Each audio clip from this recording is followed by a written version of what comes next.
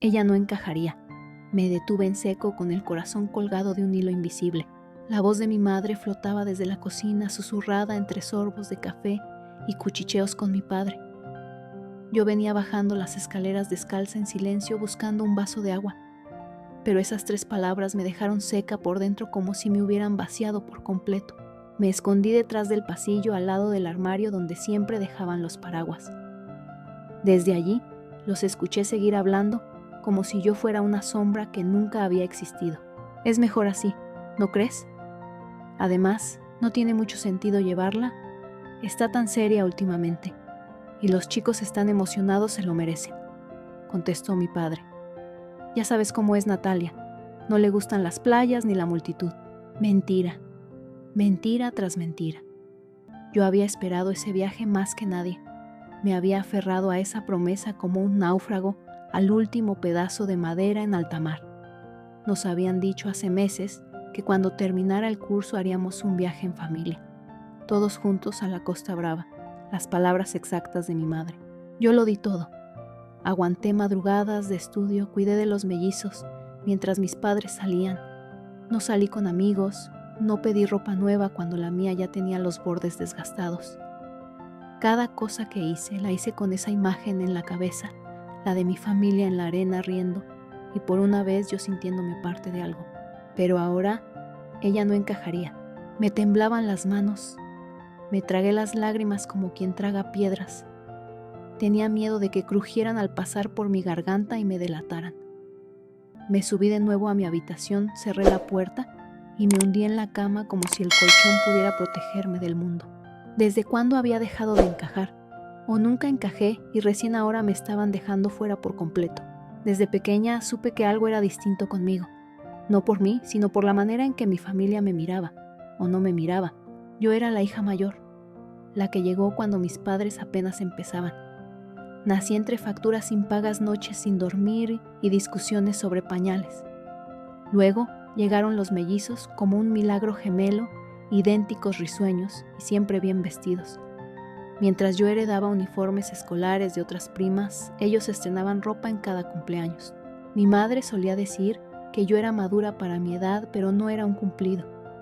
Era la excusa perfecta para cargarme con responsabilidades. Natalia, puedes cuidar de los niños. Natalia, tú entiendes que hay prioridades. Natalia, no hagas un escándalo. Yo era el silencio cómodo en medio del ruido que hacían todos los demás. La noche siguiente lo confirmaron oficialmente durante la cena. Este verano iremos unos días a la playa con los niños. Tú te quedarás en casa, ¿sí? Ya eres mayor. Y además, no hay suficiente presupuesto. Las palabras me golpearon como si alguien me hubiera arrojado una piedra al pecho. Los mellizos aplaudieron emocionados. Yo tragué saliva, pero habíamos dicho que iríamos todos. Mi madre no levantó la vista de su plato. Las cosas cambian, Natalia. Aprende a adaptarte. Mi padre añadió con tono conciliador. La casa necesita a alguien que la vigile. Y tú eres responsable, sabemos que podemos contar contigo. Contar conmigo, pero nunca para lo bonito, solo para lo útil. Esa noche, mientras ellos planeaban qué trajes de baño llevarían, yo salí al balcón con una manta y me senté a mirar el cielo. Me pregunté si en alguna parte del mundo había una chica como yo, también escuchando cómo su familia la excluía. Si existía alguien que entendiera ese dolor sordo, ese tipo de abandono que no deja huellas visibles pero te quiebra por dentro igual. Los días previos al viaje fueron insoportables. Mis hermanos correteaban por la casa hablando de castillos de arena y hoteles con piscina. Mi madre me pedía que los ayudara a hacer la maleta. Dobla bien la ropa de los chicos que no se arrugue. Y la mía nadie la mencionó. El día que se fueron fingí estar dormida. Escuché cómo cerraban las puertas, cómo el coche arrancaba. Nadie vino a despedirse. Me quedé sola, con una planta marchita en la cocina y una nevera vacía. Los primeros días me convencí de que no me afectaba, que mejor así sin ellos, que por fin tenía paz. Pero entonces empezaron las fotos. Primero fue una historia de Instagram mi madre y los mellizos en la playa abrazados con el filtro de corazones. Luego un vídeo de mi padre bailando en un chiringuito con una gorra ridícula. Y el texto, la familia perfecta en nuestras merecidas vacaciones. La familia perfecta, sin mí. Lloré, lloré como no lo hacía desde niña. Me sentí rota, invisible, traicionada. No por el viaje en sí, sino por lo que revelaba, que en su mundo yo era prescindible, un elemento secundario que no afectaba la imagen familiar. Durante años me esforcé en encajar en ser la buena hija. Pero esa frase, ella no encajaría, me lo dejó claro. Nunca se trató de encajar, se trataba de sobrevivir en un espacio que nunca fue mío. En esos días de soledad redescubrí algo, la escritura. Volví a mis libretas olvidadas, a mis relatos incompletos, a esas páginas donde siempre me sentía escuchada. Escribí todo: la cocina vacía, la tristeza de la exclusión, la rabia callada. Y una frase se repetía una y otra vez: no encajaría. Como un eco cruel, como una semilla que sin saberlo estaba germinando en mí algo mucho más poderoso que el dolor. Porque si no encajaba en su mundo, quizás era momento de crear el mío. El silencio tiene un sonido. No es la ausencia total de ruido como uno cree. Es el zumbido del frigorífico en una casa vacía. Es el crujido de la madera cuando te mueves en la cama sola. Es el clic del reloj que marca las horas lentas como si el tiempo se burlara de ti. Así sonaban mis días mientras ellos estaban en la playa. Me levantaba y me acostaba sin hablar con nadie. Cocinaba para una sola persona, a veces ni eso. Un café recalentado, una tostada fría y de vuelta al sofá. En la pantalla del móvil la historia que me habían negado se desplegaba en colores brillantes. Mi madre subió una foto de los 3, ella y los mellizos, en un yate, que claramente no estaba dentro del presupuesto limitado del que tanto hablaban. El pie de foto decía: mis 3 tesoros, mis 3 tesoros. La imagen me atravesó como una cuchilla fina y precisa. No necesitaba ser insultada directamente ni gritada. Mi exclusión estaba perfectamente enmarcada y publicada para que todo el mundo la viera menos yo. Y lo peor era que nadie, ni siquiera una tía, un primo o una amiga de la familia, preguntó por mí. Nadie dijo: ¿y Natalia? ¿Dónde está Natalia? Al 4.º día dejé de mirar las redes, pero el daño ya estaba hecho. Me había quedado sola en una casa que me pesaba como un mausoleo. Caminaba de un cuarto a otro sin rumbo como un fantasma. Pasaba horas tumbada en la cama mirando el techo, preguntándome qué había hecho mal. ¿Por qué yo no? ¿Qué parte de mí no les servía? Mi forma de hablar, de pensar, mi cara. Mi madre solía decir que tenía una mirada seria, que no era una niña luminosa como los mellizos. ¿Desde cuándo ser reservada era un pecado? Esa noche soñé que llegaban del viaje, pero al entrar en casa pasaban junto a mí como si no me vieran. Los llamaba, gritaba, me acercaba, pero ellos reían, hablaban, abrazaban el aire como si yo no existiera. Me desperté sudando con la almohada empapada y por primera vez en mucho tiempo grité. Un grito ahogado animal que nadie escuchó. Fui al baño, me miré al espejo. Tenía los ojos hinchados, los labios partidos y esa expresión que solo tienen los que se han tragado demasiadas lágrimas sin decir palabra. No, basta. No podía seguir siendo esa versión dócil, muda, invisible de mí misma. Así que encendí el portátil, abrí una página en blanco y empecé a escribir. Comencé con una frase: nadie la vio marcharse, pero todos notaron su ausencia. Y seguí, párrafo tras párrafo, horas enteras. Vomité todo lo que llevaba guardado desde que era una niña. Escribí sobre cumpleaños olvidados, sobre las veces que mi madre me hizo sentir incómoda por existir, sobre cómo mi padre solo me hablaba para pedirme favores. Escribí con rabia, con dolor, con un tipo de claridad que solo llega cuando ya no te queda nada que perder. Durante esos días, sola, sin distracciones, sin máscaras, conocí a una Natalia que no sabía que existía. Una Natalia con voz, con fuerza, con una historia que merecía ser contada aunque nadie en su propia familia quisiera escucharla. Cuando volvieron del viaje, yo estaba en la cocina leyendo un correo de una revista juvenil a la que había enviado un relato corto. Había ganado el 2.º lugar. Mi madre entró primero dejando las maletas en el recibidor. Hola, dijo seca, como si se hubiera ido 1 hora, no 1 semana. Los mellizos corrieron a sus habitaciones sin mirarme. Mi padre me dio una palmadita en el hombro como quien acaricia a un gato que no le interesa. Yo no dije nada. No pregunté cómo estuvo el viaje. No fingí alegría. Solo los miré. Y en ese momento entendí que ya no esperaba nada de ellos. Ni amor, ni disculpas, ni comprensión. Esperar algo de quien no quiere verte es regalar tu alma a cambio de migajas. Esa noche, mientras cenaban, yo no me senté a la mesa, escuché una frase que lo selló todo.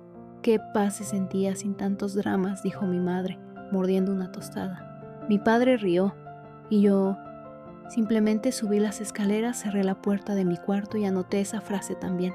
Las semanas siguientes fueron distintas. Algo en mí se había roto, o tal vez algo se había despertado. En la escuela ya no trataba de agradar. Ya no sonreía cuando no quería. Ya no me ofrecía para ayudar en todo. Mis compañeros lo notaron. Algunos se alejaron, otros se acercaron curiosos. Una profesora de lengua, la única que alguna vez me miró a los ojos con respeto, me llamó al final de clase. Natalia, tu ensayo es impresionante. ¿Has considerado estudiar literatura? Le dije que sí, que ya lo estaba considerando. Le hablé del concurso del relato. Me pidió que se lo enviara. Ese fue el comienzo. A escondidas, busqué becas, universidades, opciones. En casa no dije nada. No quería escuchar el típico: eso no es para ti, eso no tiene futuro. Piensa en algo más realista. Una noche mi madre me llamó desde el salón. Tu hermano quiere estudiar escritura también. Sería bonito que tú lo ayudaras a preparar su solicitud. Él tiene más carisma, seguro lo escogen. Y ahí supe que ya no tenía lugar ahí. Que incluso si yo llegaba primero siempre sería reemplazada, silenciada, utilizada. Le respondí sin levantar la voz, pero con una firmeza que me sorprendió. No, mamá, esta vez no. Esta vez me voy a elegir a mí. Ella se quedó en silencio. Un segundo, 2. Luego volvió a mirar la televisión. La beca llegó a mi correo una semana después. Había sido aceptada en la Universidad de Barcelona, con todo pagado, con alojamiento. Cuando les conté, no aplaudieron, no me abrazaron. Solo dijeron: ¿y ahora quién va a cuidar la casa? Mi respuesta fue simple: la casa sabrá arreglársela sin mí, igual que yo sin ella. Me fui en silencio, como siempre había vivido, pero esta vez con la cabeza alta, con una maleta pequeña, una libreta llena de historias y una promesa: nunca más volver a ser invisible. Volver al pasado no siempre requiere una fotografía o un aroma. A veces basta con una frase, una mirada o el vacío exacto donde debería haber estado el amor. En mi primer día en Barcelona, al cerrar la puerta de la residencia universitaria detrás de mí, no lloré. No por nostalgia, no por miedo, no por estar sola. Llorar era un lujo que ya me había permitido demasiadas veces, en silencio, acostada en la cama de mi antigua casa, mientras mis padres y mis hermanos reían en la planta baja. Ahora esa versión de mí se había quedado allá encerrada, con las paredes frías y los platos vacíos. Pero las cicatrices, esas me las traje conmigo. La universidad fue como otro planeta. No porque todo fuera perfecto, sino porque por primera vez sentí que tenía un lugar al que llegar que no estaba condicionado por lo que representaba para otros. Nadie me conocía. Nadie esperaba nada de mí, ni bueno ni malo. Y esa libertad me daba vértigo. Los primeros días me sentía una impostora. Caminaba por los pasillos y creía que en cualquier momento alguien me señalaría diciendo: ¿qué hace ella aquí? No pertenece a esto. Pero no. La gente pasaba, saludaba, reía, me hacía preguntas. Y yo respondía. Con voz. Con palabras que salían limpias sin miedo a ser corregida, ignorada o ridiculizada. Una tarde en clase de escritura narrativa, la profesora pidió que leyéramos un texto propio frente al grupo. La mayoría eligió cuentos de amor o anécdotas graciosas. Yo me levanté, abrí mi libreta y leí. Cuando tenía 10 años, le pregunté a mi madre si algún día estaría orgullosa de mí. Ella no respondió. Solo me dijo que fregara los platos y no hiciera tantas preguntas inútiles. El silencio que siguió fue absoluto. Nadie se rió, nadie aplaudió, solo escucharon, hasta el final. Al terminar, la profesora se acercó y me dijo con los ojos brillantes: esto no es solo escritura, Natalia, esto es verdad, y la verdad tiene poder. Ese día entendí que las palabras también eran venganza, pero una venganza sin gritos ni insultos, una que se clava suave, lenta y irrefutable. Esa noche, mientras caminaba por las calles mojadas de l'Eixample con una libreta en la mochila y los auriculares puestos, sentí algo parecido a la paz. Pero fue entonces cuando empezaron los mensajes. Mi madre. ¿Estás bien, mi padre? Nos llegó una carta del banco, está tu nombre. ¿Qué hiciste, mis hermanos? Nada, nunca escribieron. Durante semanas mi madre insistió con mensajes breves fríos, preguntas sin emoción, comentarios pasivo-agresivos. Uno especialmente me hizo hervir la sangre. Nos hemos sacrificado tanto por ti y tú te vas sin mirar atrás. ¿Sacrificado? Por mí, la misma mujer que se fue de viaje con mis hermanos y dijo que yo no encajaría, ahora se presentaba como mártir. No respondí. Hasta que una noche, después de ver una videollamada donde celebraban el cumpleaños de uno de los mellizos, todos juntos sin una mención, a mí escribí una carta. No era una carta amable, tampoco violenta, era un testimonio. Querida mamá, no te odio, pero tampoco te extraño. Durante años me enseñaste sin palabras que el amor era condicional, que mi valor dependía de cuánto podía ayudarte, callar, ceder. Me enseñaste que ser fuerte era lo mismo que ser invisible. Hoy ya no quiero ser ni lo uno ni lo otro. Me fui porque me estaba perdiendo en una familia que nunca quiso verme. Y aunque duela, por fin empiezo a verme yo. No supe si la leyó, nunca respondió. Los meses siguientes me dediqué a escribir. Mis historias comenzaron a ganar concursos pequeños. Me ofrecieron publicar un libro recopilatorio con mis relatos. El título lo supe desde el principio. La hija que no encajaba. Fue casi terapéutico. Cada página una confesión. Cada historia un grito que por fin salía a la luz. El libro se publicó de forma modesta en una editorial independiente. Pero algo inesperado sucedió, se viralizó. No por publicidad, sino porque miles de chicas, mujeres, jóvenes, madres, incluso abuelas, comenzaron a compartir frases del libro en redes sociales. Mi madre también me hizo sentir así. Yo también fui la hija que cuidó de todos, pero nadie cuidó de mí. Y entonces pasó lo inevitable. Mi madre me escribió esta vez no por WhatsApp, sino por correo electrónico. Natalia, he leído tu libro. Me duele reconocerme en tus palabras. Nunca pensé que me veías así. Tal vez cometí errores, pero hice lo que pude. Podemos hablar, al menos tomar un café. Tardé días en decidir si responder. No por rencor, sino porque ya no necesitaba esa validación. Ya no era la niña que lloraba detrás de una puerta cerrada. Finalmente contesté. Mamá, gracias por leerme, pero necesito más que un café para sanar todo lo que callé durante años. Y tal vez no se trate de hablar, sino de aceptar que no todas las madres son como deberían ser. Hoy no te escribo como hija, sino como mujer que sobrevivió a tu forma de amor. Nunca me respondió. Podría decir que eso me dolió, que esperé un perdón real, pero no. En ese momento entendí que no todas las heridas sanan con disculpas. Algunas sanan con distancia, con dignidad, con el derecho de no volver a mirar atrás. Ahora, cuando camino por las ferias del libro, cuando firmo un ejemplar, cuando una lectora se me acerca con los ojos llenos de lágrimas, diciéndome, gracias por escribir lo que yo no me atreví a decir, sé que todo tuvo sentido. Mi historia no era solo mía, era de muchas. Y en cada página, en cada frase dejo una traza de lo que fui, de lo que perdí y de lo que gané al elegirme a mí misma. Porque sí, mamá, tenías razón, yo no encajaba, pero porque nací para construir un lugar nuevo, uno donde por fin quepo. Lo que nadie te dice cuando decides alejarte de tu familia es que el silencio pesa más que los gritos. Que a veces, incluso después de haber escapado del fuego, el humo te persigue en los pulmones por años. Yo había construido una nueva vida así. Tenía un techo, un escritorio lleno de notas y un correo electrónico repleto de invitaciones a hablar en clubes de lectura, a participar en charlas con otras mujeres que, como yo, alguna vez fueron invisibles en sus propios hogares. Pero en las noches, cuando el mundo bajaba el volumen, la pregunta regresaba. ¿Y si fui yo la equivocada? Era una trampa, una de esas trampas emocionales que solo entienden quienes han crecido con el amor como premio, no como derecho. Un día, al salir de una librería en Gracia, me crucé con una mujer que me observaba desde la acera opuesta. Tenía el mismo corte de pelo de mi madre, los mismos ojos fríos. Por un segundo sentí que el corazón se me detenía, pero no era ella, solo una sombra, una proyección de mi miedo. Y sin embargo, me quedé paralizada unos minutos temblando.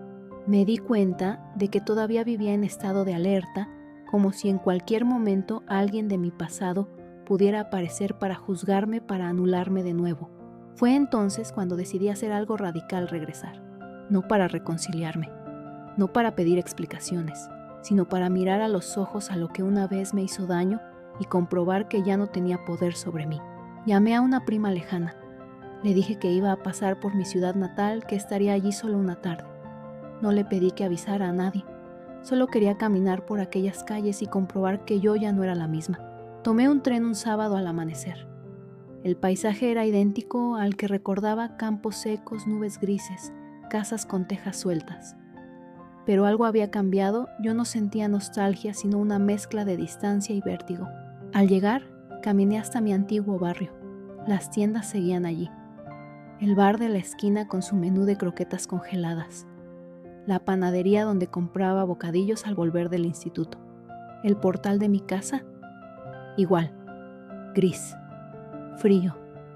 Un nudo me apretó la garganta, no de tristeza sino de liberación. Toqué el timbre, una vez, dos, nadie contestó. Miré al buzón, ahí estaba Familia Gómez, mi apellido, el que había aprendido a pronunciar con vergüenza. Me di la vuelta, iba a marcharme cuando escuché una voz familiar a mi espalda. Natalia era mi padre. No nos abrazamos, no sonreímos, solo nos miramos. Su cara estaba más arrugada, sus ojos más cansados. Me recordó a un hombre derrotado por la vida, pero lo más impactante fue que no me generó compasión, solo vacío. No sabíamos que vendrías, murmuró. Tampoco era necesario que lo supieran, respondí. Me preguntó si quería pasar. Le dije que no, que solo había venido a mirar el pasado desde otro ángulo. Tu madre no está, dijo como si eso hiciera alguna diferencia. Da igual, le contesté. Te hemos leído. El libro nos ha hecho pensar. ¿Pensar en qué? En todo. En si fuimos demasiado duros. No hace falta pensarlo, solo hay que recordarlo. Nos quedamos en silencio. Él bajó la mirada. Yo supe que no tenía nada más que decirle. Me fui y no miré atrás. Volví a Barcelona con una calma extraña, como si algo que llevaba años desordenado dentro de mí por fin hubiera caído en su lugar. Los días siguientes escribí sin parar. No relatos, no ficción, sino verdad pura. Una carta, no a mi madre, no a mi padre, a mí.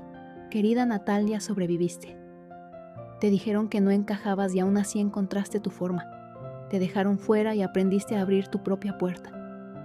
Fuiste la sombra en la fotografía, la silla vacía en la cena, la frase interrumpida.